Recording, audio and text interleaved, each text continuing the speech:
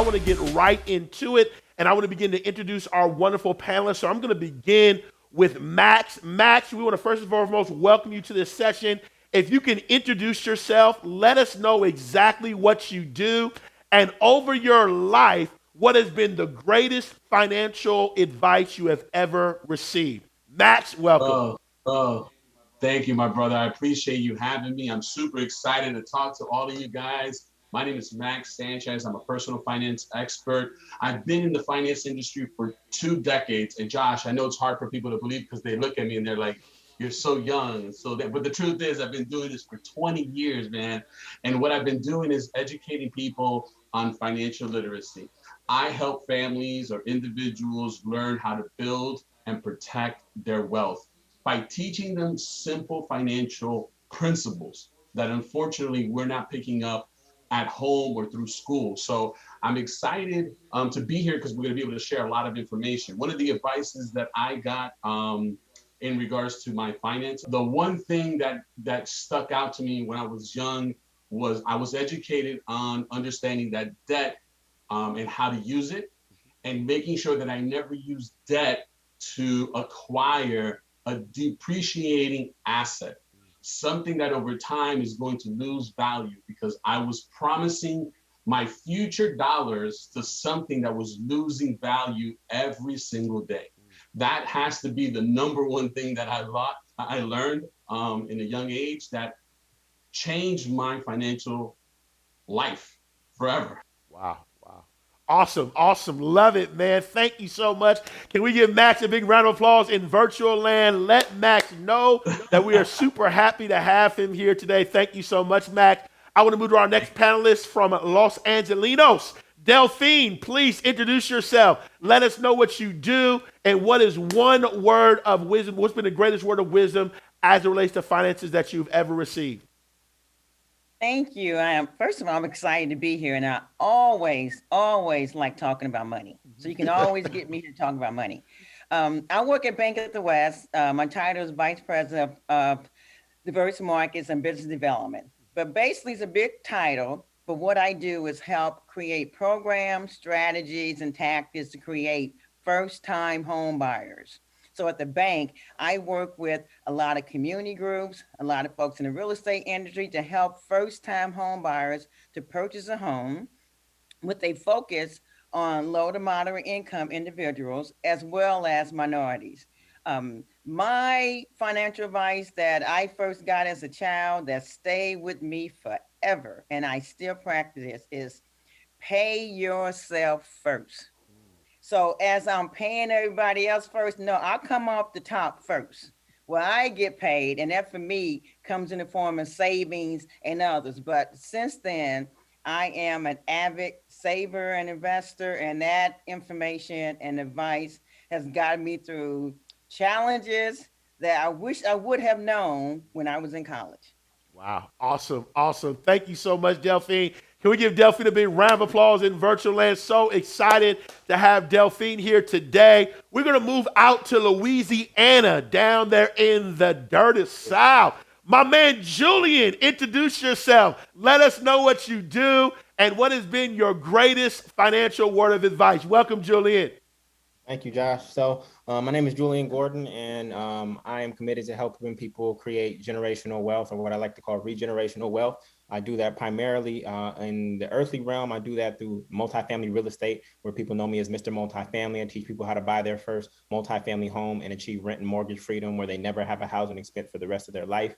I have a personal portfolio of 33 multifamily units across the country, and I teach thousands of how to do that themselves. In addition, in terms of like the mental work, the mindset stuff, I teach people how to achieve wealth consciousness and really understand the abundance mindset and how that works. Before I owned any physical real estate, I owned my mental real estate up here first. And so that's my twofold work, and I'm excited to be here.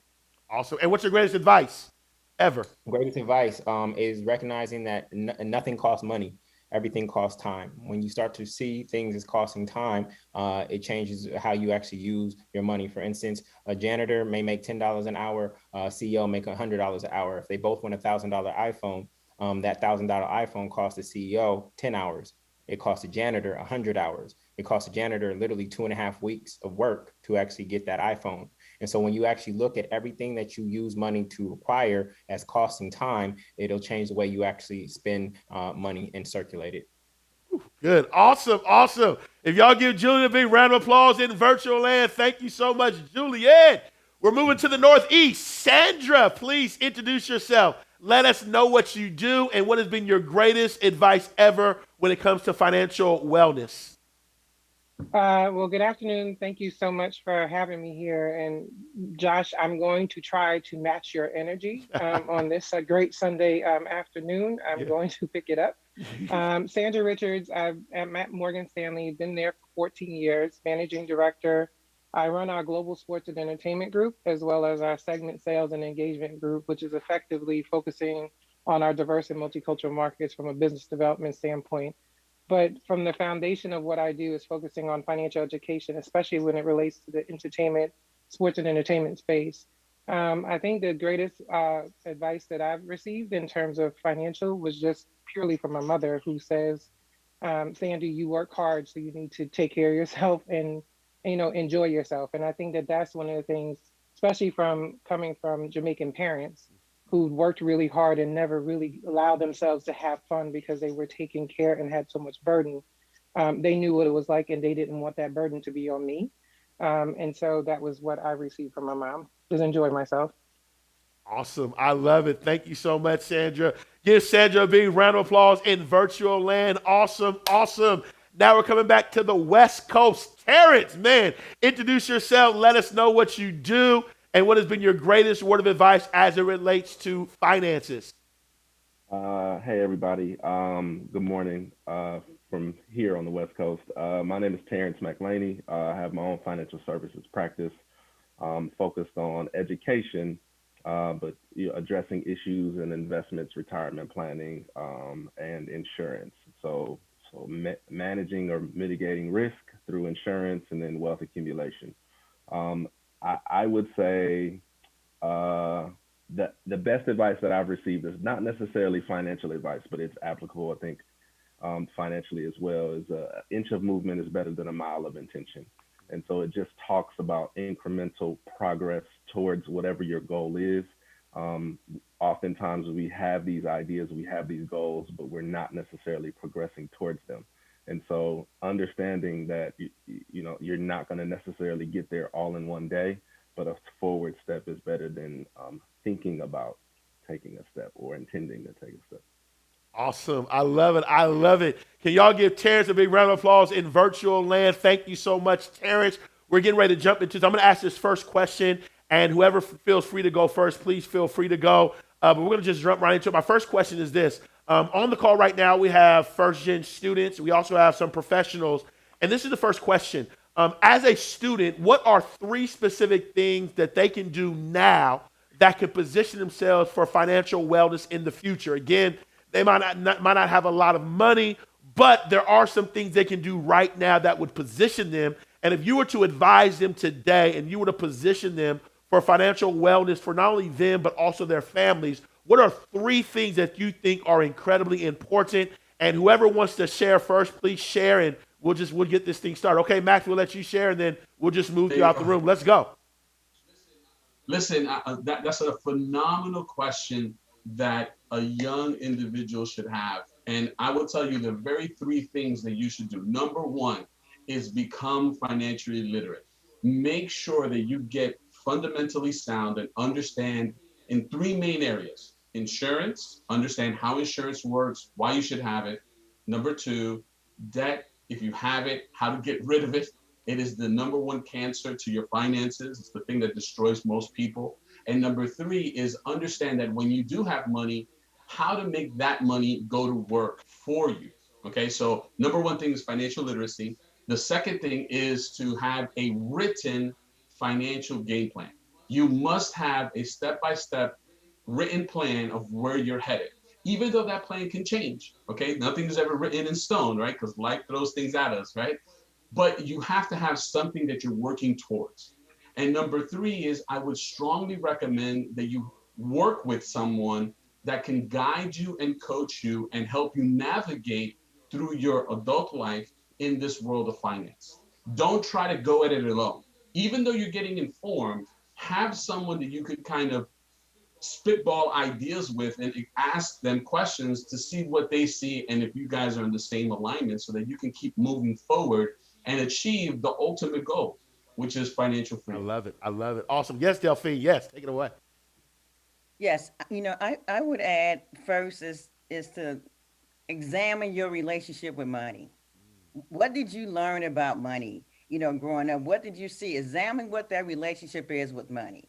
And once you do that, then just as being a first generational student going to college, it takes discipline, then apply discipline to developing good money habits. And you can get that through financial literacy, but it's going to take discipline because if like we have a test coming up, we're not going to study the night before. We might start studying 10 days in advance, go back rereading notes.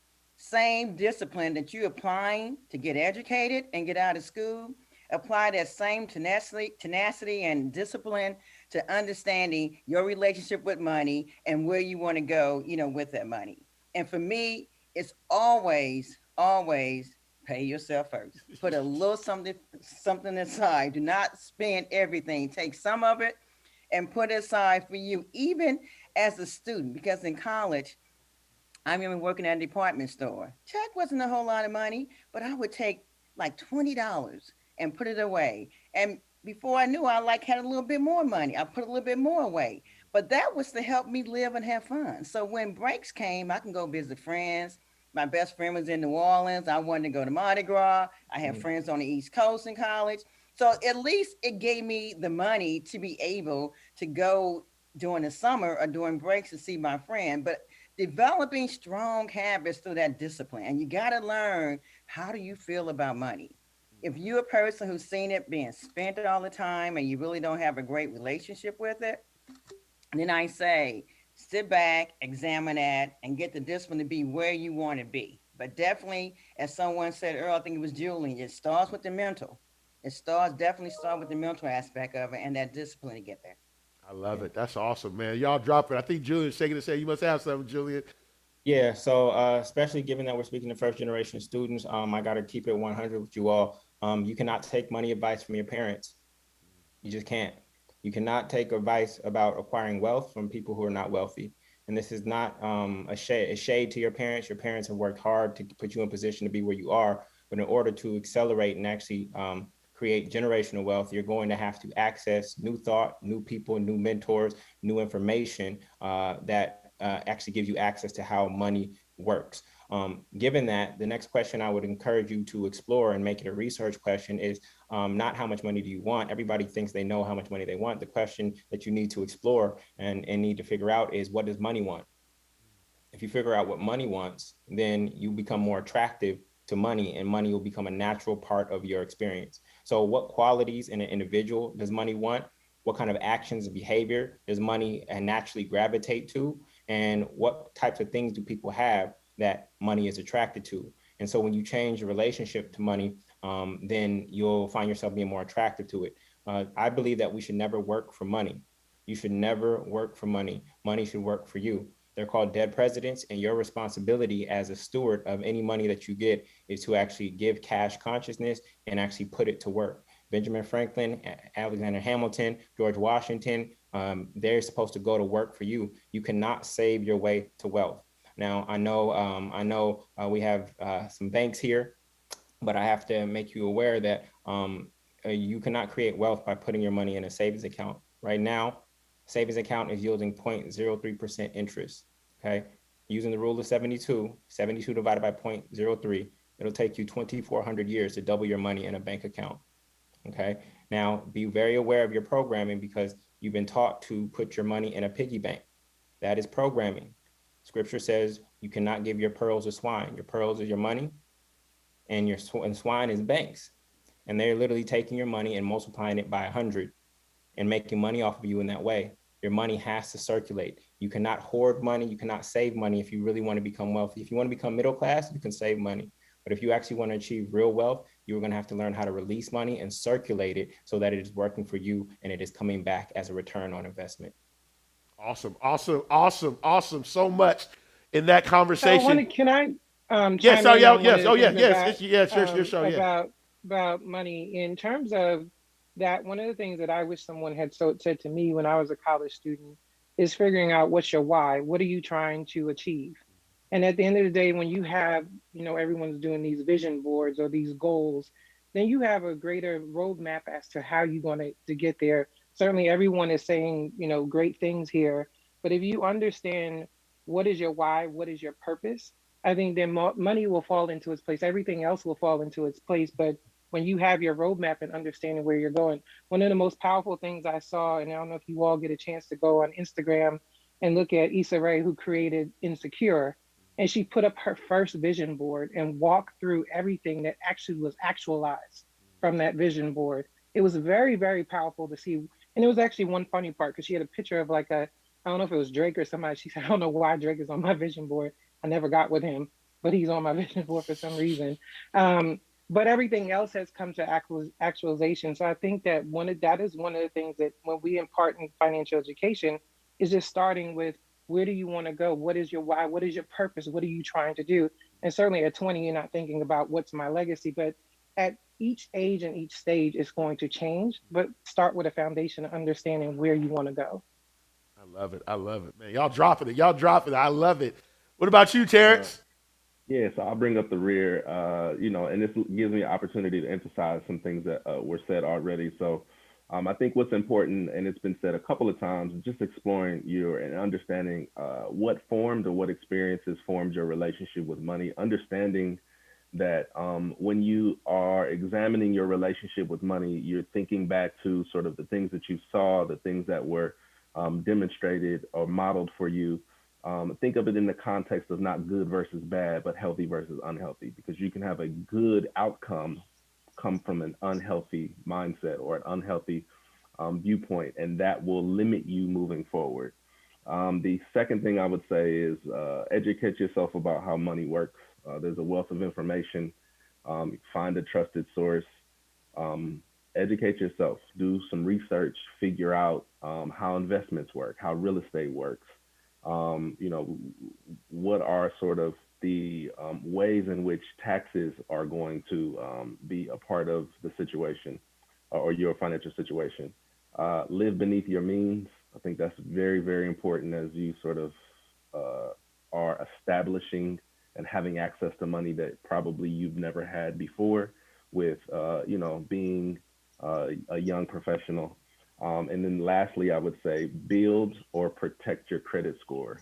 Understanding debt and how it Mhm. works, and also understanding that not all debt is bad debt. So learn the difference, understand the difference, leverage the difference. Don't set yourself up for years and years and years of having to dig yourself out of a hole because you didn't take the time to learn or you weren't disciplined enough to set yourself up in a good space for future success while you are at the foundational level. Good stuff. Man, I got so many questions going through my mind. We do have a question, but I want to move this next question. I'm going to come to this in a minute. Many of you have dealt with a variety of people as it relates to financial strategies and ways to position people for financial wealth. And Sandra, you work with athletes and celebrities. So I'm going to start with you and then we'll move back through. But I want to ask this question. What have been, because everyone's talking about, the why, the mindset, the attitude, the relationship to money. So obviously it has something to do with the discipline, which I think is so true for real. That's a whole other conversation. But what I want to ask is this question. The question I want to ask is, what has been the greatest challenge you saw as you work with people to help them to increase their financial wellness? Because we all have different challenges, right? But what's been the greatest challenge that you have saw, and how did you help them to get out of that situation? Again, many of you deal with different people, different situations, so there's all kinds of different challenges.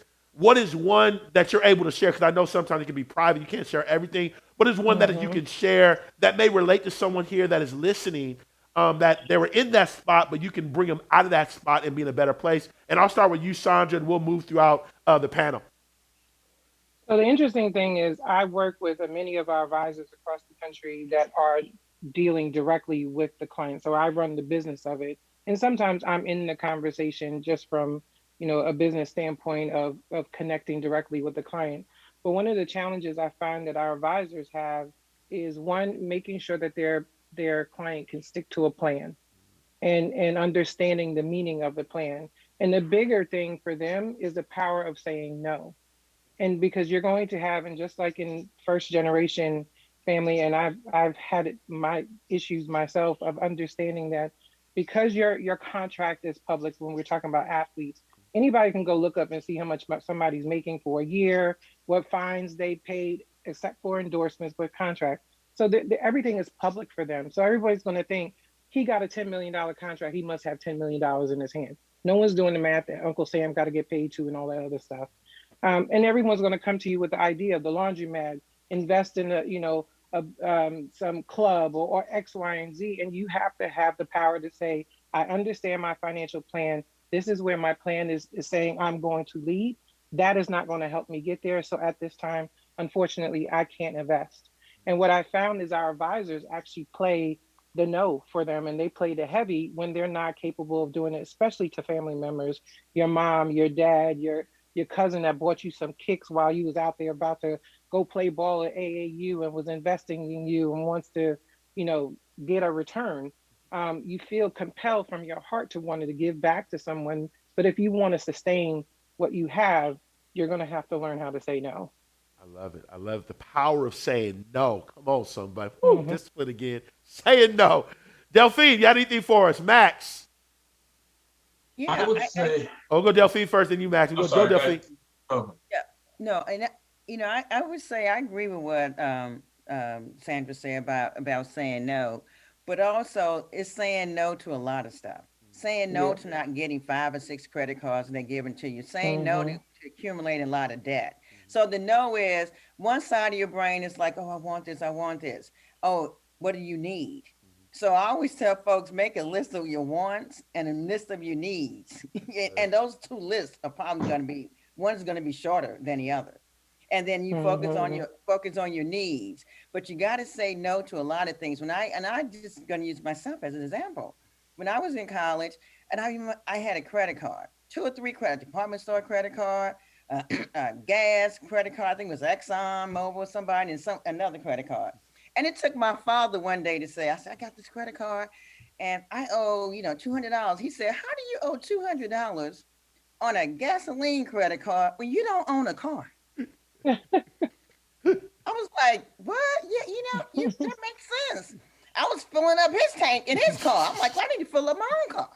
So now I need to cut back and stop investing and putting debt there and getting some other kind of debt, because there's good debt and bad debt, and get a car to put gas in my own car and not his car. So he made me rethink about it. But when you're in college, they give you all these credit cards, but you got to say no, like she said. And to me, the biggest thing I see all the time in banking is debt, because at some point, I hear what the brother's saying, Julian, but at some point you're going to need a bank. You're going to need somebody you're going to sign is going to give you some money, lend you something, whether it's bank, savings and loan, credit union, investor. Somebody's going to sign, you're going to have to pay back. And believe me, the first thing they're going to look at is your credit score and your debt. It's all based on your ability to pay. And so I say, get that discipline again and limit your debt, because you're going to come out, if you're like me, I had student loan debt. That has a tremendous impact on your buying power as well, too, your student loan debt. There's been some changes around that on how creditors look at it, but it has an impact on your debt. And particularly if you're going to invest into real estate, it's going to look at it. It's going to have a tremendous impact, on that. So I would agree with her, said no, but also limiting your debt as well. That's great. That's great. I think Julian, Max, whoever want to go first, I know y'all. I'll go, man. I'll go real quick. So a big thing for first generation students, I need you to graduate on time. Please do not take 5 years or 6 years. That's only adding on more money to your student debt for the same exact 10-cent piece of paper. It is not worth it not to add on a major, not to add on a minor. Just graduate on time. I graduated from UCLA in 3 years. And what did that do? That saved me $25,000 in debt, which led me to start my financial life on better terms. Who says it takes 4 years to graduate from college? Who made that up? If you really get locked in, most of you can graduate in 3.5 to 3 years. If you're really serious, and that alone is going to save you. Granted, it's student debt is not as expensive as other forms of debt, graduate on time, because the average student, this is what the American dream is not telling you, the average student taking 5 years to graduate.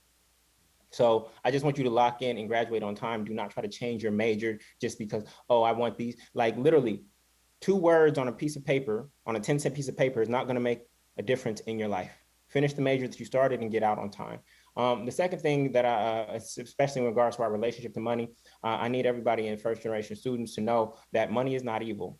And sometimes, especially with religious programming, you might hear things that money is the root of all evil and things of that nature. That's not what the scripture says. It says the love of money is the root of all evil. That's why we're not supposed to put profits over people, but that's what sometimes people tend to do. If you believe that money is evil, right, then you will subconsciously believe that being poor is good. And therefore you will repel money from you in your life. And so I believe that all of you, especially as young as you are and as pure as you are, would do more good with more money if you had it. And so I want you to have more money because it will allow you to do more good in this world with your life. And so really examine that programming and see if deep down inside, especially if you grew up in poverty, if you actually see money as an evil thing or a negative thing. And if you did come up on the other side of the tracks, this has been a perspective that has been helpful for me. Even though I was middle class, I was born middle class, I realized that middle class was not the ultimate goal and it was not true wealth. Ultimately, we all want to be part of the asset class, where the assets that you have, the stocks, the multifamily real estate, et cetera, that they are actually funding your lifestyle. So ultimately, that's what we're aspiring to get. But the American dream has been pushing the middle class. If you were born into poverty, I want you to know that you are not poor. Just because you are born into poverty, which is an external condition, you might look at around you and say, I'm poor, but I am poor as an internal identity. Come on. You are not poor, okay? You come from an infinite creator. You look at everything in the world, in the universe that God created, however you define or call God. We live in an abundant world. And therefore, you are not poor, though your external environment may be. And so never say I am poor or I am broke, because that is not who you are. You are an abundant being, and actually you are here. You get the opportunity to prove how wealthy you truly are. If you were born as Paris Hilton, right, into wealth, then you can't prove to anybody how wealthy you are. But if you were born into poverty as a first generation, this or that, you're going to be a first generation millionaire as well. I claim that for you right here and right now. Then you actually get to use this life to prove how wealthy you are, because you didn't have it when you first started. I want to say something. I'm going to you, Matt, but you trigger something in me. And again, y'all know I preach as well, and I believe in God and stuff. So, but there's a popular, and actually, if you're Judaism or whether Christianity, Old Testament, New Testament, there's a real scripture you just said, and you said something so powerful that I really want to iterate. But there's a scripture that says, "I give you the power to get wealth." And again, when we do this concept of wealth, again, I'm not a financial expert by any means imaginable. I'm just letting you know these are the ones. So I'm just a little bit that I know. Wealth is not just money. Wealth is property. Wealth is resource. Wealth is wisdom. And I think now I think we even deal with the concept of finances. Maybe I need to change that. Actually, maybe I need to change the topic. Get your wealth right, because I think really it's about getting wealth. It's pursuing the wealth, the knowledge, the resources. As everyone has said here, there's certain knowledge out there that can just really change the game. But the key thing I want to focus on is the power to get wealth. So we have the power on the inside to get wealth. The problem is we're not activating the power on the inside based on the external, based on the experiences, and even based on what people have said. That's taking more resonance on how we see ourselves versus seeing ourselves. And I love what you say, Julian, sometimes.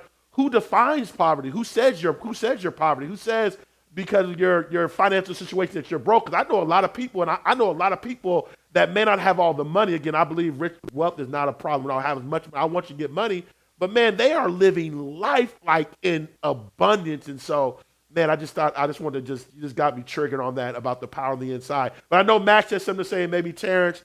But yeah, take it away. Just got me triggered. Yeah. No worries. I guess sitting with over 1,600 families in my career and talking to them and seeing where they're at, I find that one of the biggest challenges that most people have is that they don't know their numbers. What happens is that they work, they get paid, and they only know what actually goes into their bank account. If they get paid weekly, bi-weekly, or twice a month, they know the dollar amount that actually hits their account.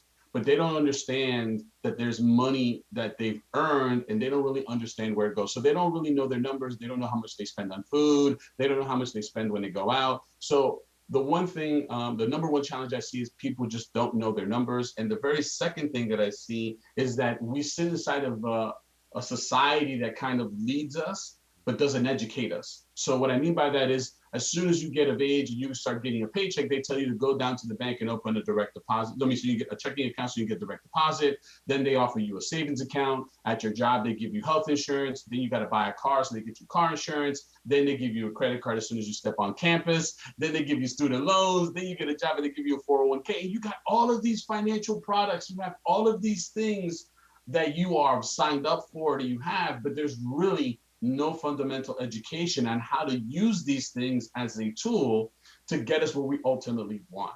So the challenge is that you acquire all of these products, but there's no fundamental understanding of why and how to use it.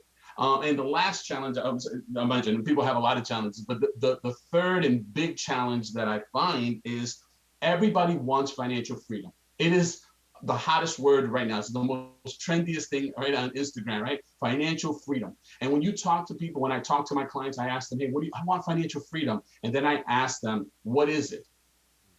And they give me some idea of what they want their lives to look like and where they want to live and what they want to do and how they want to spend money and how they want to give back to their church and how they want to fund, things, and they want to do things. And I say, great, that's awesome. That's awesome. But tell me, how much do you need to do that? And they have no idea. And they never sit down and spend the time to figure out what is going to be needed or required to live that life or to get to that point. And I always use the example of the GPS, right? If I told you to get to where I'm at, because there's everything that you want here, wealth, freedom, life, everything that you want is where I'm at, but I don't give you the address on how to get here, how could you ever arrive? So that's why the financial education piece and having someone walk you and guide you is extremely important, because they can actually show you exactly where the end goal is so that you can receive that and get to where you want to get to. So those are the three biggest challenges that I see people deal with. And I want you to know that there is hope. It doesn't matter where you are right now financially, there is hope. There is a way to get out. Coming to things like this is going to open your mind and make you see that there is a chance. And I think there's a call, and I'll tell me, I think there's a call to action, but again, we started with the mindset, we started with the vision, and then we started with discipline. I'm going to say it again, the mindset, the vision, and then the discipline. So really, if you're watching right now, I mean, we're just getting started. We haven't got, because there's no way that I have these incredible people on the panel. I'm not going to talk about investments and all. We're going to get there. But I mean, just starting, we began with, what is your state of being? What is your state of mindset as it relates to money? That right there is some work, right? Then we talked about, what is your plan? What is your vision? What is your financial plan? But let me move to the third one. Do you have a mentor? Do you have someone there to help you, to guide you? And then we talked about the discipline, the habits. Are you disciplined? Do you have the habits to know what you need or what you want and when to say no? Terrence, anything you want to add on? Because I'm getting ready to move to some other stuff. Anything you want to add on, Terrence, as we keep going? Yeah. Absolutely. I'll just add one. The biggest challenge I see in sitting with people and talking about sort of where they are, where they want to be, and what their goals and aspirations are, is themselves. So it's kind of goes in alignment with what we've been discussing. You are your biggest obstacle most times, because you have limiting beliefs, because you think that there is a box that you're supposed to fit in, because you are worried about salary and paying bills, as opposed to creating wealth and following sort of your dreams, and maybe you haven't been exposed to that. And so oftentimes, even when presenting very viable, doable solutions for people, if they haven't done the work to figure out what their limiting beliefs are, what their beliefs around money are, they're hesitant. And so your money oftentimes is emotional to you, and money is not emotional. It's not. It is a tool, but you use money to fill the void and the gaps, as opposed to just dealing with the issue. dealing with the root cause and using money as a resource to attain the things that you want to attain, to live the life, to help the people that you desire to. So once you understand that about yourself, everything else becomes easier. I love it. I love it. This question wasn't on your notes, but it is Sunday, y'all. So I'm feeling this one. And I use my grandmother as an example. My grandmother, I mean, literally, she started working on a naval ship in Oakland, California, retired, decided she wanted to work at a department store. And I often say, man, her portfolio is off the charts. And she never had major money, but as you know, she does now. I won't go too much; she get mad at me. But let's just say this: but one of the things my grandmother possessed, not only is she a budgeter, she's a budgeter. She always used to tell me, she said, she's just a budget. Let me just say that. But the second thing that I noticed about my grandmother is a giver. I mean, she is a giver. And I'm a firm believer in a universal or a spiritual law. The more you give, the more that you receive, not just from a money standpoint, from wisdom, from, as Julian said, time. And I just want to ask the panel, whoever would like to chime in, is there a universal or a spiritual law as it's connected to wealth that you have discovered that has been beneficial for you that you think can be beneficial for those that are watching right now? And whoever wants to chime in, please take it away. Yeah, normally as folks of color, that's for some reason that is our default nature, is we are givers, and we sacrifice for family and each other and things of that nature. But there's a problem with being an overgiver, because as an overgiver, you end up depleted and you break the fundamental law of giving and receiving. So you have to be able to discern how to give proportional to your level of receiving. And so there's a balance that has to be struck there. But what I've found in terms of my receiving of the abundance that has come into my life, it has been directly proportional to what I am giving. But receiving is actually a skill set that we as people of color have to, and first generation students, we have to develop. It's a skill set. By default, by our nature, we are givers, but receiving is a skill set. And for some reason, I don't know if it's just believing that heaven is some place we go to after, and we're just trying to store up all the goodwill now for later. In order for us to do our greatest good, we have to receive, so that, not receive just for ourselves, but so that we can do more good. So for me, the way I envision it is three buckets. One is a colander. Colander has holes in it. You can pour the entire ocean into a colander and it'll still end up empty, because it only has a receiving function and it has holes. The next one is a bucket. A bucket has only a receiving function. You can pour water into it, but the water isn't serving its purpose inside the bucket. Ultimately, what we want to be is watering cans, which has a giving and a receiving function. Watering can, you pour water into it, but it also has a spout to actually give out. And when we do that, this is how we actually create life. This is how we circulate money, just being water being a metaphor for money. And so I try to be the best watering can that I can be. I do not hold money beyond my emergency fund. I don't hoard money in a savings account at it. In fact, saving money at a high level beyond your emergency fund is actually a sign of financial insecurity, because it actually means that you don't trust that if I release this money out to work for me, that it's actually going to come back. And so, that's how I think about it. Awesome. Delphine. I would add, for me, I'm a giver. I'm a giver and I also receive, but it's just who I am. It wasn't just that I saw my parents, someone do that. I always was a giver, but I don't give to where I deplete who I am and all of my energy. My friends and folks know that I'm a giver, and they actually, it attracts like people. So if you like that, you tend to attract like people. Good. So I've always had folks around me who gave, who invested, who saved. And so for me, when I said savings, there's different forms you can save that to build wealth, because a thing we talk about, I hear it all the time. Oh, I want a house. So why you want a house? Why you want to do this? It really is about building wealth and have that wealth building mindset, and and be as diverse as possible. But that depends on your own appetite for risk, your own appetite for investment. I can tell you what I do, but you might have a different risk tolerance. But I will tell you that I do work with someone who's a financial planner who I work with, and we have these discussions about, this is where I'm feeling, this is why I don't want to go too far here, this is my limitation. You have to have these conversations. So it should be someone you trust. someone someone you like, so you can have those kind of conversations about how you want to invest and save your money. I save my money, just like you said, my savings is definitely 6 months. Well, it's about 8 months now. 8 months, reserve. So if I need to pull money down. But I also have other investments, the stocks, bond, mutual funds, and other things that I want to keep some of that liquid as well too. So if I need to, so I'm looking at liquidity. So I spent 15 years at Fannie Mae before I came to the bank, and it was all about liquidity for me. So I know how much I'm worth. And when I get my statements, I look at them to make sure if they went up or down or why. My financial planner would call me and have a discussion about something we want to do differently. I need to say why, and I'm gonna do the research. So he just can't tell me. He just can't tell me what to do, is what I'm saying. He can tell me and advise me, but then go back on your own and do the research and learn these things. If you want to get into the stock market, I have a friend who's really good at doing the stock. I'm not going to look at it all day, every day like that.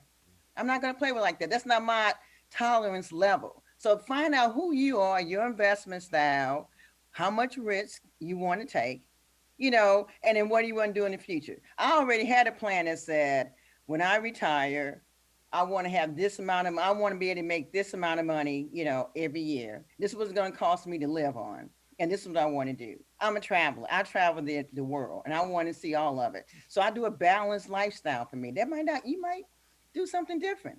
I love traveling. That re-energizes me. It feeds me. I come back out, I'm ready to work. My family members, a lot of them are entrepreneurs, but I approach my work and my investments the same way.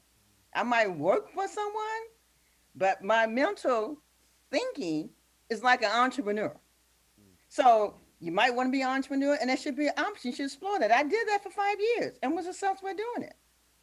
But it wasn't my end game of what I want to do. So I would say just get into terms of wealth savings, have a relationship with a bank because it feels good. We need to go somewhere and you need some money and not just your own money. We learned this in, economics 101, use someone else's money. How many times you heard that? Use someone else's money. That's what you do. If you're going to start a business or if you want to purchase some home or you want to invest in some property, I tell folks, use somebody else's money. No one goes out and pay for cash for a house. Why? You can have that money working for you to do other things. So I know my net worth every month. I know what my monthly expenses are. And I know that what my balance on my credit cards are every month, which are zero. Because I just don't believe in carrying debt and paying somebody 21% or 13%, 6% for something unless I need it. But I keep those things for emergency purposes only. Again, learn your risk tolerance, get disciplined about it, learn how you want to invest your money because everyone is entirely different. And you need to discover who you are and how you feel about where your wealth would be placed. But you gotta have, don't not save in a bank. I work for a bank. Bank don't have all my money. Bank have my emergency fund. I work at a bank. But you gotta have that relationship with some type of financial institution because at some point you will need a loan to get those other things that you want. Man, it's awesome. Man, they dropping right now. Yo, I got more questions. They dropping the gym. Sandra, Terrence, Max. I'll let y'all. I got all kinds of questions. I don't even need my note. I got so much more. But I'll let y'all chime in real quick because I got another question I'm going to go to. Man, y'all do it. Man, I know y'all getting. I'm getting some, so I know you're getting some. I already know, but I'll let the other three if they want to chime in on what's already been shared. Great stuff. Sandra, Max, Terrence, anybody? Yeah, I'll jump in. Sorry, go ahead, Max. No, go ahead, brother. So yeah, I think it's important to borrow Julian's analogy metaphors. If giving is, I think, essential, right? Giving is, you have to be prepared to give, right? Meaning you have to be in a position to give. So you want to put yourself in a position of giving is your heart. You want to put yourself in a position to give. But also you want to give to someone who's going to be able to give to others, right? Like it is, if you're giving to a colander, to borrow the example, they're coming back for more, right? From you, right?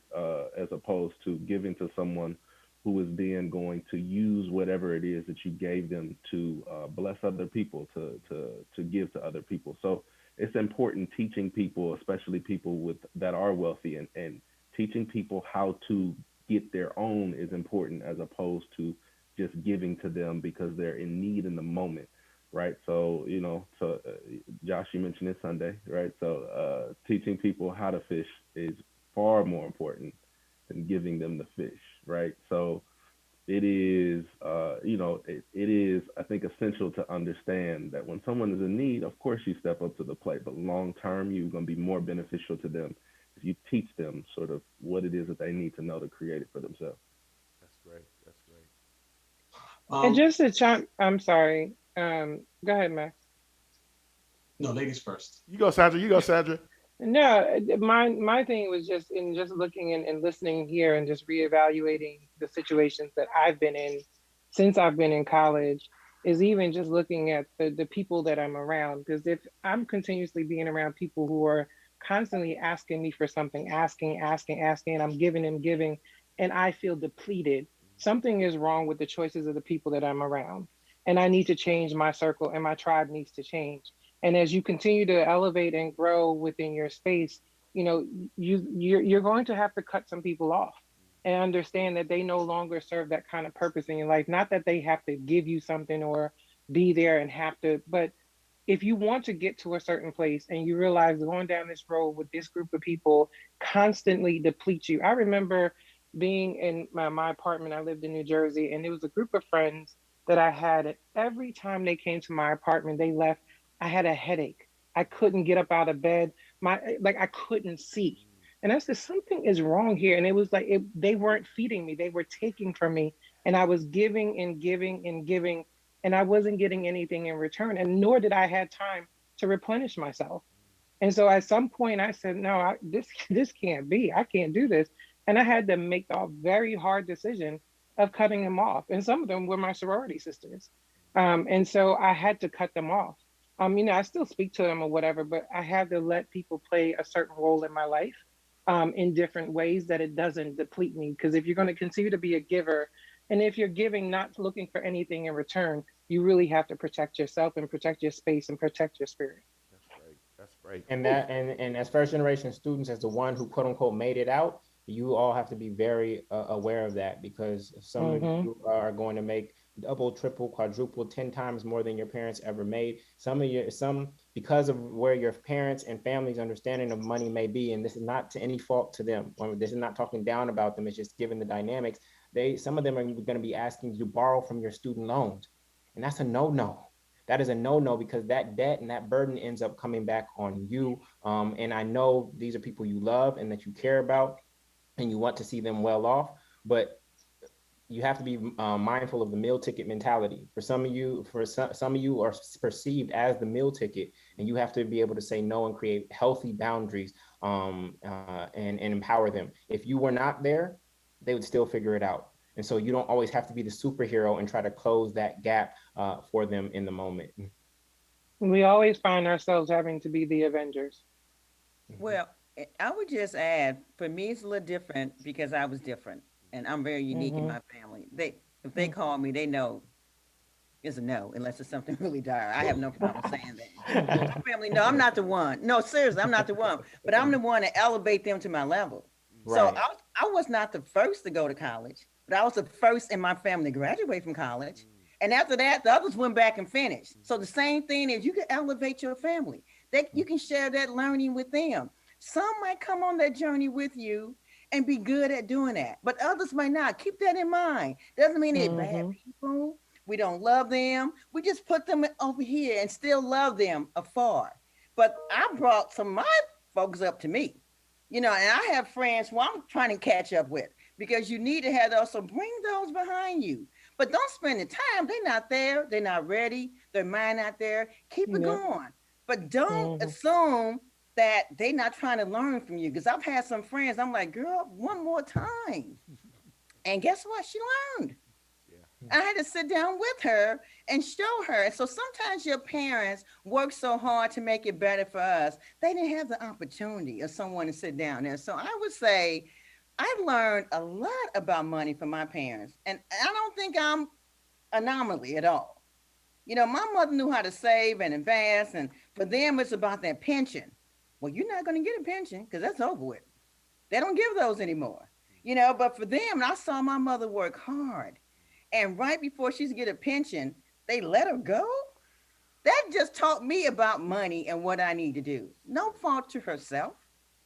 My father had his own business, my brother. So bring them up to your level, not totally your level, but bring them along and educate them for the ones who want to learn. The ones who don't, I don't give my family or friends anything that's going to put me in a bind. Even the people I know who are reliable. If they need help, yeah, I can do it. But I'm never going to give you anything that's going to say next month, I can't pay my mortgage. I can't feed myself. No. That's when I say I'm a giver, but never to the point to where it's going to put me in a bond. And some things you got to write off as just a write-off. Like you write off stuff on your taxes. Don't look for it back. You know who they are.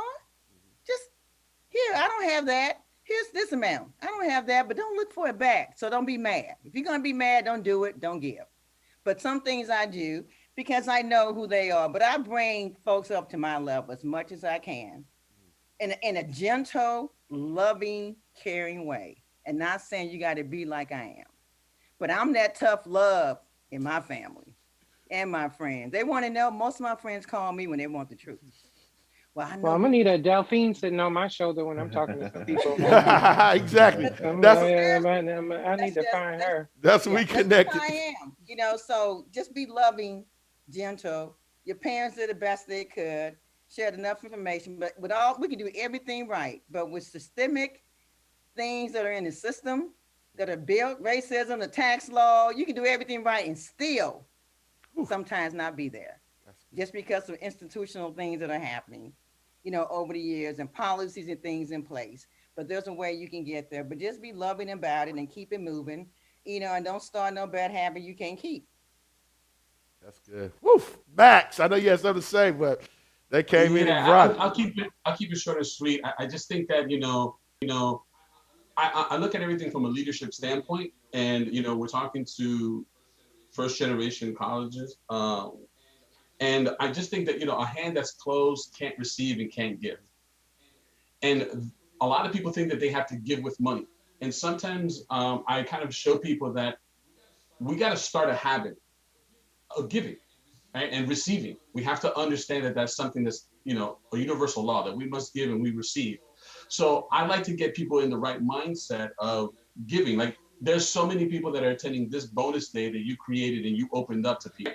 So you're giving, Josh, right? You're giving to this community, you're showing. And a lot of people come and listen, get information, and they leave. Well, this is a perfect time for all of these people to give back, right? To give, right? Meaning they could share this with somebody, say, guys, do you learn? Look what I learned, right? Because it's not, like I said, it's not necessarily always money, right? It could be knowledge, it could be information, it could be help, it could be a connection to somebody, right? And if you thought from that mindset of how can I serve people, how can I help people, there's never going to be a chance where you're going to be without, because there's so much that you're giving that you will receive, if that makes sense, right? So if you're thinking, oh, I don't make enough money to give, the truth is you could start with as little as an hour of your time, right? Or helping a friend, or there's so many ways that you can give, okay? Because this is a habit. So a lot of people think that, oh, when I make money, then I'll give. The truth is, money is just an amplifier. It amplifies who you are. So if you don't give, now you have a lot of money, you probably won't give. And if you don't have a little money, you know what I mean? So it's just an amplifier. So look at it from that standpoint, all right? It's a habit that you must create. And that's something that I would say that I learned in my spiritual life that has amplified my whole life, in my finances, my network, the people I'm around, right? I'm always interested in helping. And ultimately, that's why my business has been so successful, because I've always looked for helping people, and people always look to help me. Yeah. Josh, the definition of philanthropist, it doesn't have a dollar figure on it in the dictionary. It doesn't say you have to give $10,000 a year or $1 million to be a philanthropist. It's a lover of humanity. So you don't have, it's not a specific dollar figure. You can give from where you are. And for some people that looks like tithing, for some people that looks like 2%, for some people that looks like if I have it in the moment. But there's no definition or financial definition of philanthropist. It's a spirit that we want to move through the world with. That's good. Absolutely. That's good. That's good. I want to move this question, y'all, because we've already went an hour, And I know I got some questions. If we go a little bit over this is the last session. If the panelists don't mind, I'll go through the question. I'll add some time on it. There is no way that I got this panel here and I'm not going to talk about investment or real estate. Ain't no way it's happening. So, Julian, I'm going to start with you because you are the I don't even know. You know what you are. Do you know? Delphine, you talked about multiple stream, diversifying. Sandra, you working with athletes, so I know you're all involved. Max, Terrence, I mean, we got to talk about. I'm gonna start with you, Julian. We're gonna move through this thing. Yeah. One person that said earlier, Emily was like, "Okay, Julian, you're telling me not to put my money in savings. Where do I put my money? How do I get my money working for me?" Talk about real estate. Talk about investments. Man, let's go. Let's go. Let's go. Let's go, Julian. Let's go. I'll start with you. My favorite vehicle is multifamily real estate, and the first reason is that if you go get finance for a duplex, a triplex, or a fourplex, right?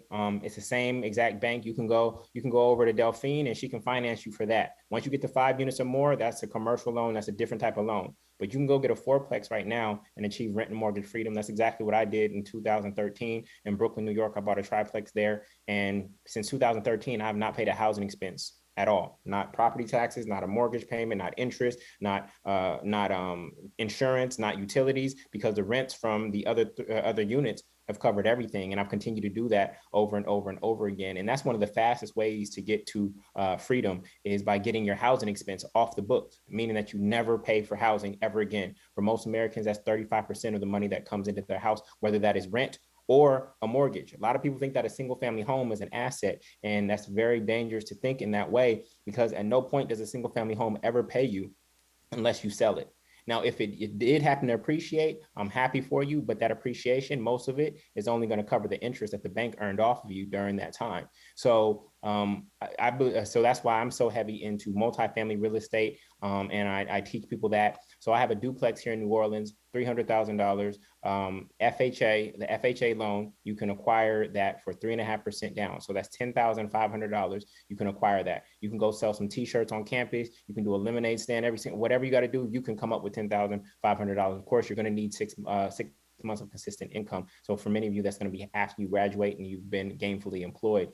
But that duplex, not only does it pay me $1,000 per month after the principal, interest, taxes, insurance, CapEx, repair reserve, and vacancy rate, over 30 years, let me just be very transparent, over 30 years, that one duplex, meaning 2 doors, it's 2 apartments in one space, is going to yield $638,000 in cash flow, all right? It's going to save me $278,000 in taxes. And if it appreciates by 1% every year over the next 30 years, it's also going to be worth another $104,000. And the principal pay down by the tenant is going to be $225,000. So literally this one property over the next 30 years is going to lead to a $1.2 million shift in generational wealth from my last name off of one single property. So real estate, a good real estate deal, it should yield at least 12% cash on cash return. And cash on cash return is based on how much money you get paid annually by that property divided by how much you actually put in terms of your down payment and closing costs. So it's basic math. It's literally junior high school math, but even your real estate agent won't know it because real estate agents are in the business of selling single family homes to American dreamers. Most of them do. Cash on cash return is not on the real estate exam. So you cannot trust a real estate agent with the biggest financial decision of your life, especially if they aren't wealthy.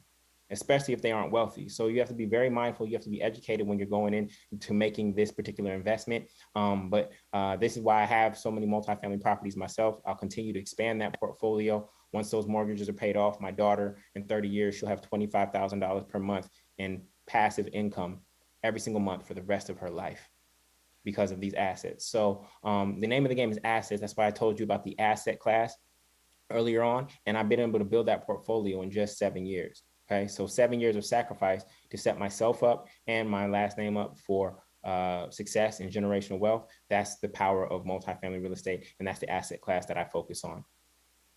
Yeah, what I just want to add, as at Bank of the West, we can do residential and commercial loans. So we are a commercial bank. So I just know under the terms, you can't do FHA for 5 unit or more. Yeah. So we do all the different financial products, and it just depends. And like you said, FHA 3.5% down. That $10,000 going to come from somewhere. So if you've been saving, You might not have to sell too many T-shirts if you've already had some jobs and you've been saving. You got your $10,000 there. So at some point, you're gonna need to come up, with the cash. And like you said, and just different people. The single family home you might purchase to live in, it's like paying yourself. So why should I pay rent to somebody else? And I'm living in this, and that house you can use later on for equity if you need to, you know, want to buy another home or finance something with education, second education or business, whatever. You have equity, in that as well. I would just say that I'm not going to make a blanket statement about the real estate professionals because there's realtors are good and some are not good. Bankers are good, some are not good.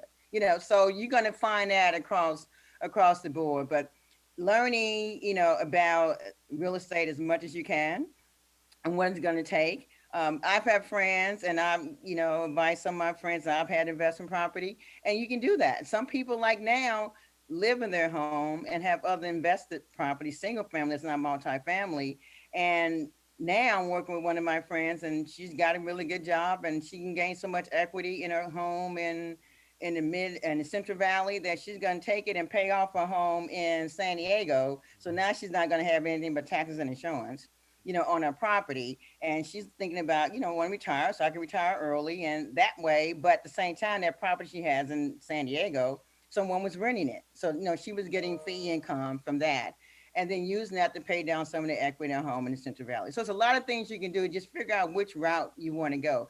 I think for me, and for a lot of folks, sometimes real estate yield you the biggest return, on your investment over a longer period of time.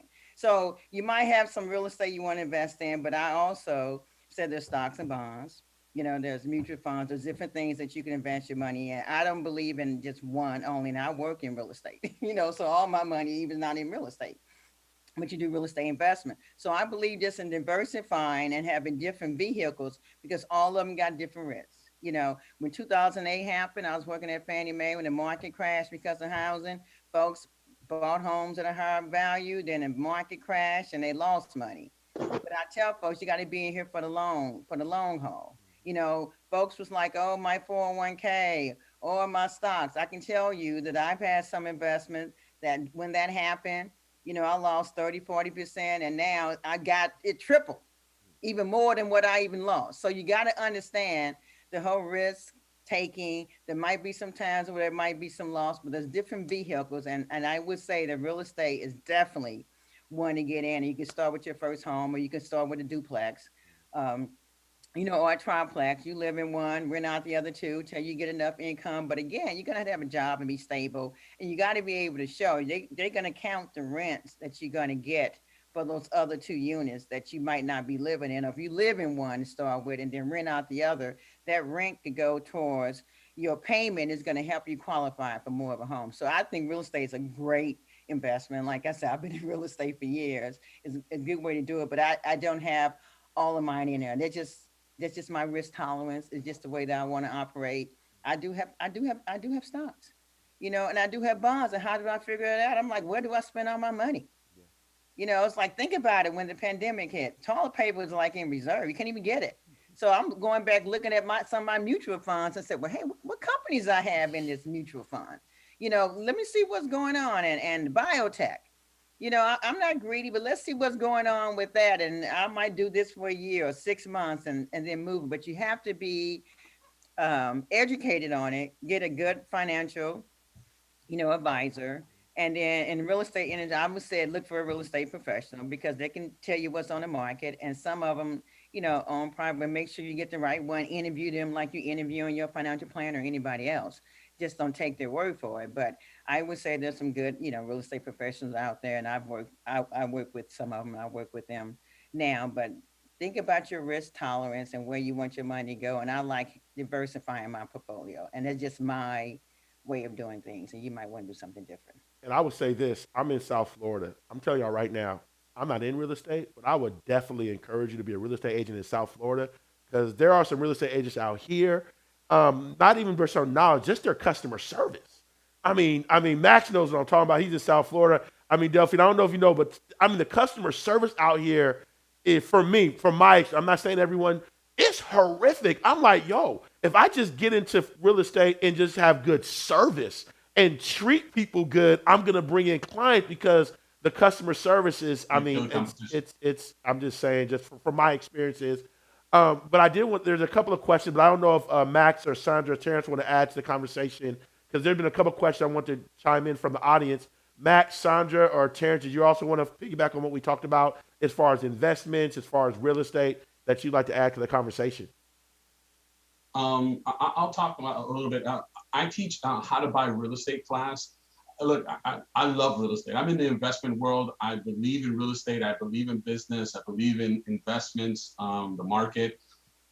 Real estate, I love it. I've done $60 million worth of personal real estate in my career. So I'm very, very knowledgeable about it. And here's the biggest takeaway about real estate. Everybody's attracted. There's another hot, trendy topic right now. Real estate, multifamilies is awesome. I just feel like sometimes people look at that and they look at it only from the surface, meaning they look at it and say, man, I want to get that 3%. I want to get that duplex. I want to move in and not have to pay and worry about my housing expense, which my brother said 35%. Really, most people's housing expense is almost 50%, unfortunately, especially in South Florida, right?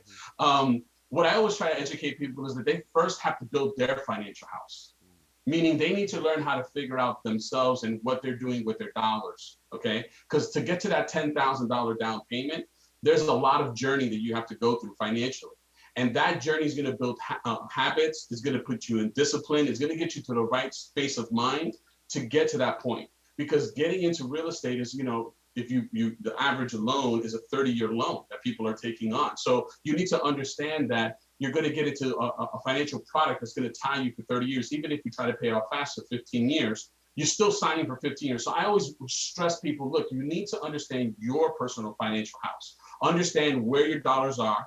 Understand how to protect them with your insurance. Make sure you've built that emergency fund. If you have any debt, student loan debt, credit card debt, these car loans and all these other things, these installment loans that we have a plan to get rid of that, okay? And then you have dollars to invest. And you don't have, again, I love real estate, but sometimes, it could take a while before we can actually have that down payment. Again, the South Florida $350,000 house, it's very simple to spend $350 here, okay?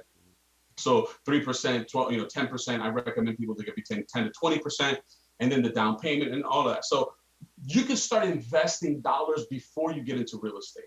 Okay. And I'm a big believer of mutual funds, not to put all your risk into one stock or one bond, but diversify yourself in a portfolio like a mutual fund, right? It's an easy and simple way to do it. Okay. I'm not saying Bitcoin, all these things are not good, but those are very high risk investments.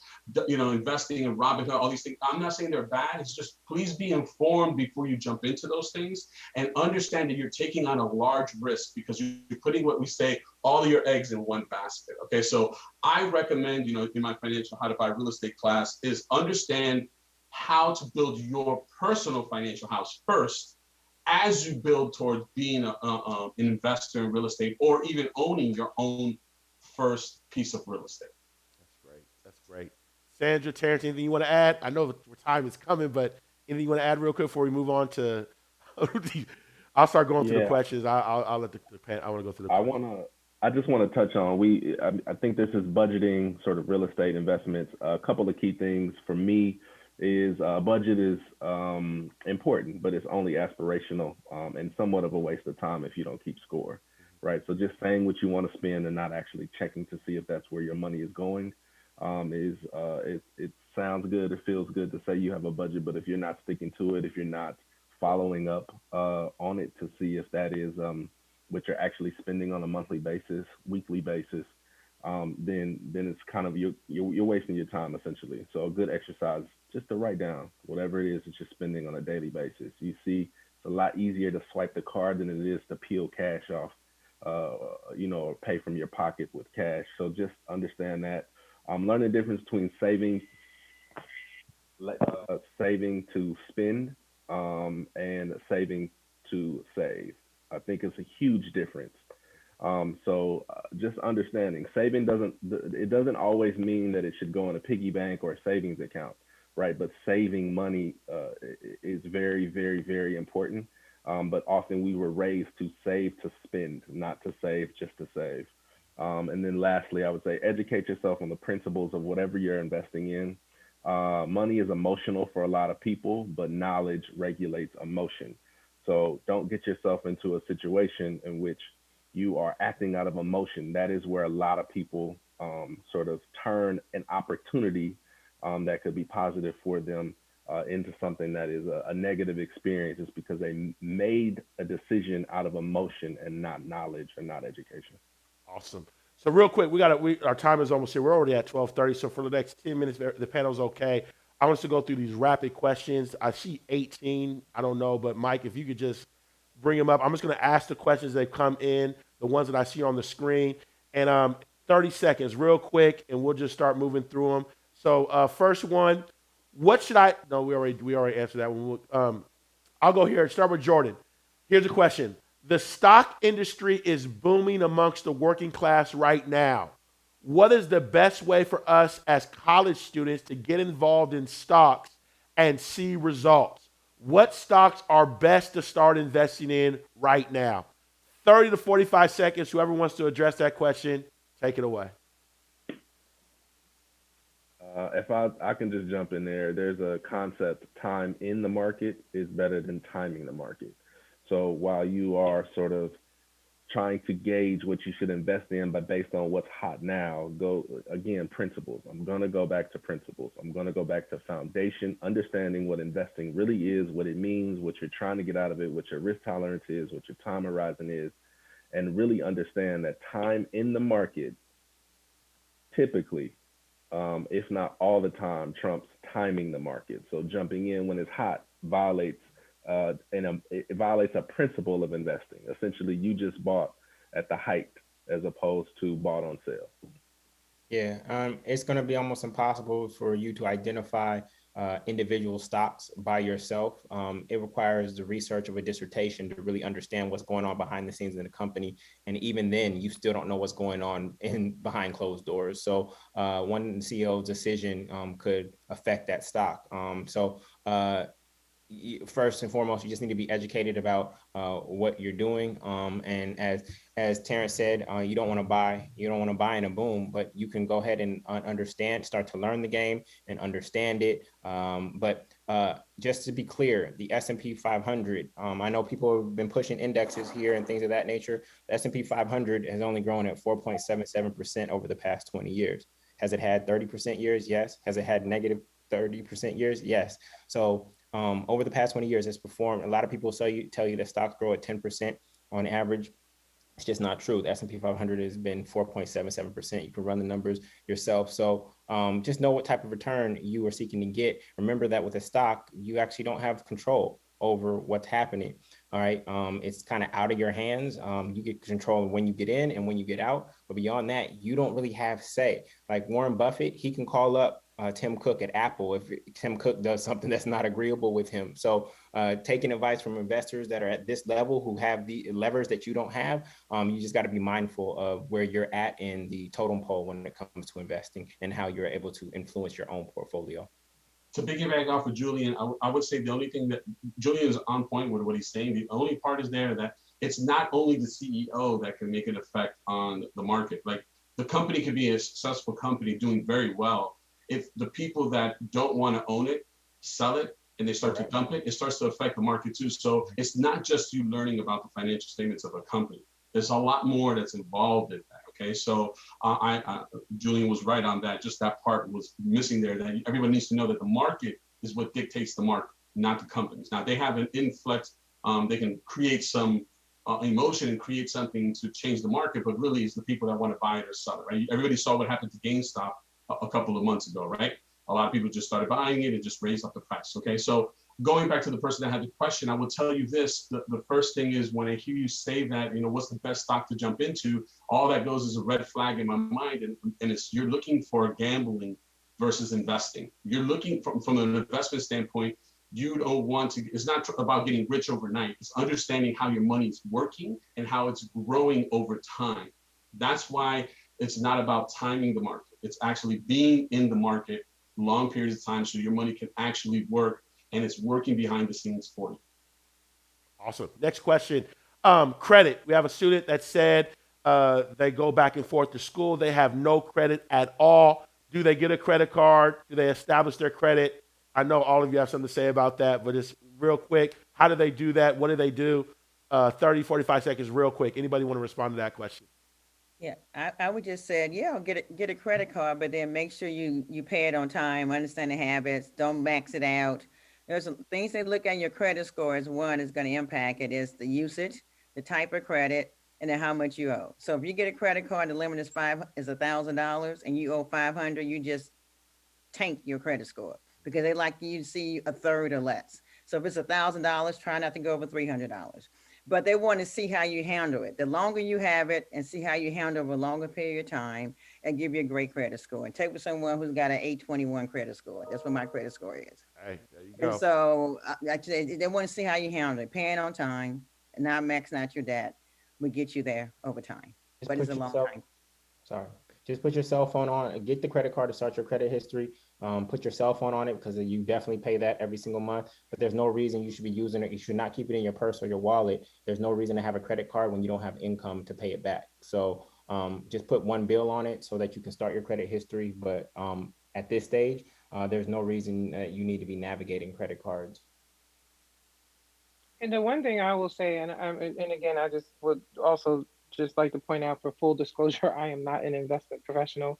Morgan Stanley will probably make sure I had a big old disclosure up in front of my face before I started talking. But one of the things that we talk to our athletes about is understanding credit, but also monitoring your credit and making sure that someone is not using your identity and having some type of that identity protection on it. Because look, you're out there on TikTok, Facebook, Instagram, somebody can figure out what your name is, your social security number, and somehow figure out what your password is.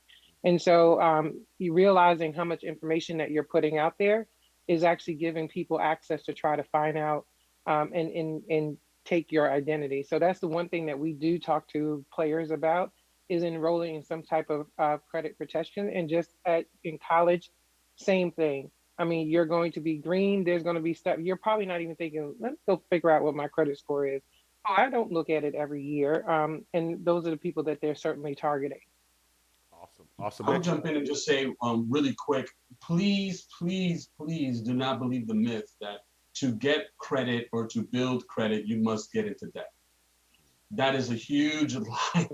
You do not need to get into debt to build credit. There is so many things out there that you can build where you can open an account. They don't even need to worry about your credit. They'll give you a line of credit and you can actually put your Apple Music or your Netflix account on it and you pay it every month and that starts to build you a payment history. You can start getting, there's so many products out there that you can actually do. I'm not going to sit here and explain this when I have 30 seconds, but I want you to know, number one, if you are like, I want to build credit, please do not fall into the myth that you have to get into debt to do that.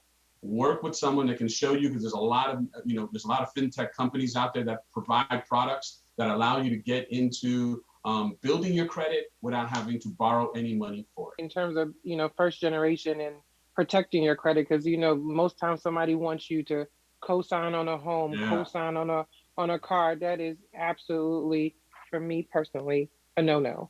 And I think that is something to be wary of, because at the end of the day, you will be responsible for that. Absolutely. Someone's looking to build their financial literacy. 3 of the top books, programs that you would say they need to get a part of right now. All right, I'll start with you, Max, and we'll move all through. Max, how would you respond to that one? Poor Dad, Rich Dad is a great book to start to open up your mind on how to look at it. Awesome. Moving on to you, Terrence. I'm going to give you this question. Safest investment for a college student, what would you tell them? Safest investment for a college student. I think we've talked about it. I think the safest investment, it depends. Everyone's going to be different. Are you living off a refund check? Do you have a part-time job or you work study? You need to protect your debt. You need to protect your credit score. You should be investing in yourself and setting yourself up for future for when you have income, as opposed to trying to. And if you have the extra resource, start figuring out sort of what it is that you are passionate about and what your risk tolerance is, and start educating yourself on that and moving towards that. Awesome. Delphine, you bring people up. Here goes your question. Someone has messed up their financial situation. what specific steps would you give them? I know there's a lot to talk about. What specific steps would you give them if they came to your office and they were all messed up? What would you tell them to do to rebuild their financial situation? Well, I would say credit is the one thing that you can rebuild. I mean, a lot of things can happen to you in life with credit, but this is something that really can be fixed easily over a long period of time. I always send folks, and the question came up earlier, I would send folks to a nonprofit. They offer financial literacy classes for free, and some of them are online. So depending on the state you're in, like we here in Los Angeles, they have NHS of LA County that does this, West Angeles Church CDC. They do all these training. It's sitting down with someone and telling you, putting you on a path, giving you a roadmap to do that. Because often people do it on themselves. And I see this all the time with first-time home buyers. I'm going to buy a house. I'm going to pay off all my debt. And guess what? Their credit score went down. And so right in between where they were trying to buy a house, it happens so many times. A mortgage banker calls me like, Delphine, every referral. This is what's going on. The borrower's calling me because we work through partnership with these organizations because they didn't understand how to work. So financial literacy is key. Go to a nonprofit. It's free. Find one. Go to HUD.gov, and look for a housing counselor, a housing approved counselor. HUD certify them. That's the Housing Urban Development. So if you go to HUD.gov and put in your state and look for housing counselor, all the nonprofits will come up in your state or your city. Contact one of them. They do it for free. Don't pay anybody else who say they can fix or repair your credit. They do it for free, and it's easy. I mean, it's easy when you put the time in over time to do it, but it's something that can be repaired. Believe me, you do not have to have those kind of issues for the rest of your life. Awesome. Sandra, I'm coming to you. 3 core values when it comes to money that you would advise people to consider. 3 core values. 3 core values. And I keep seeing these questions pop up that people still want more resources. So I can go with the values, but there was one thing you answer the question. You want to answer that one? Answer that one. That's fine. You can answer that one. But I want to answer the question. So, you have the news app on your phone. Now, one of the things I do, certainly in the sports and entertainment space, I subscribe to like ESPN and all that stuff so I can get the alerts on my phone. But if you want to start learning more about money and learning more about spaces that you're interested in, whether it's crypto, Bitcoin, all of these words that you're hearing, set up alerts on your phone that you get the quick, stories that come up so you stay on trend. You can continue to educate yourself. That's one of the things I use the news app on my iPhone for. And then simply Yahoo Finance. I'm a big bargain shopper. I'm following a lot of bargain stuff. Just to, again, watch it. You can click on the ticker, on the symbol, and it'll tell you a lot about the company. Just start somewhere by just starting to educate yourself. Love it. Awesome. Julian, here's your question. You have $100K. How do you invest that? For me, and you asking me. If I'm gonna answer it from a first generation student's perspective. I'm probably investing 20%, which is 20K, into more education, especially financial education or real estate education. You have to fully understand the game. Again, I think Max said it before, your education does not stop. That's liberal arts education that you're engaged in. Liberal arts education will cost you money. You want to invest in liberation arts education. That's what will ultimately free you. So you are still going to have to pay tuition. I paid for coaches. I paid for programs. I paid for conferences. I probably invested more money into my mind up here after graduating from college than I did in college. And I've used more of that. That's what's actually created my wealth, not what I was learning in college, unless you are going into the medical field or unless you're doing sciences, STEM pretty much. A lot of your liberal arts education won't help you create that much wealth in the world. So I would invest about 20% into my mind in additional education, liberation arts education, and then the other 80% I would 80% or 80K I would actually use for, and probably I would do 50. Actually, I would start with the multifamily. Like I said, 3.5% down FHA. So that's your 10,500 right there. And then I'm going to probably put a little bit more into starting my own business, whether that is a side hustle or a full time. And then I'm going to put the rest into stocks. Real quick, 30 seconds. The most inspirational person when it comes to finances. I'm going to start with you, Sandra. I'm going to move my way through the screen. Sandra, the most influential person or inspirational person when it comes to financial knowledge that you've ever met or you've ever learned about. I would just take it in a way of what I experienced is watching my parents. And again, we talked all about our parents going back and forth, and my education started there from what I did want to do, and I learned a lot from them about what I did not want to do and end up doing. Awesome. Awesome. Love it. Love it. Thank you so much, Sandra. Max. Hey, I'm going to piggyback on it. My parents, man, they are immigrants to this country. And listen, if you're an immigrant to this country, I take my hat off to you, because it's not easy to leave your culture, your language, your family, and try to do something for you. They inspired me because they showed me that where there's a will, there's a way. And it also highlighted to me that we're in a broken system where we are not fundamentally sound when it comes to money, because there is no formal way of being educated on it. So that's what inspired me to be a financial advisor today. Awesome. Love it. Thank you so much, Max. Julian. Yeah, for me, same family member, my godmother, no formal education whatsoever, came from Jamaica and started 3 barbecue restaurants in the Bay Area. And that's why I learned entrepreneurship, sitting at her counter as a little boy. And so she is my the traditional formal education. Awesome. Awesome. Awesome. Thank you, Terrence. I would say every day I'm inspired by the people that I meet with that are encouraged to take the step to break out of the sort of limiting beliefs and the sort of trajectory that they were on to do better for themselves. It is really, it is filling to me and fulfilling to me to see people be better and do better and believe in themselves and see sort of that anything is possible. And so that is my sort of source of daily inspiration. I love it. Awesome. Delphine, you taking us on to the promised land.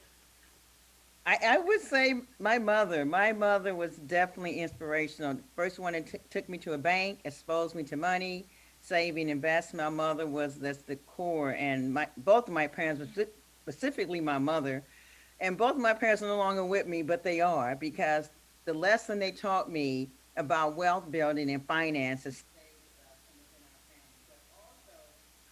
crew of friends who all are like in finance and investment and saving, and we meet and we discuss, and I can go to. So although my parents are no longer here and taught me, I have a group, family members, the folks who are hardcore about wealth building and understanding that I can lean on and get support from. So that's been my most inspiration, been family members and friends. It's getting that person, getting that network and those relationships with folks who have been successful.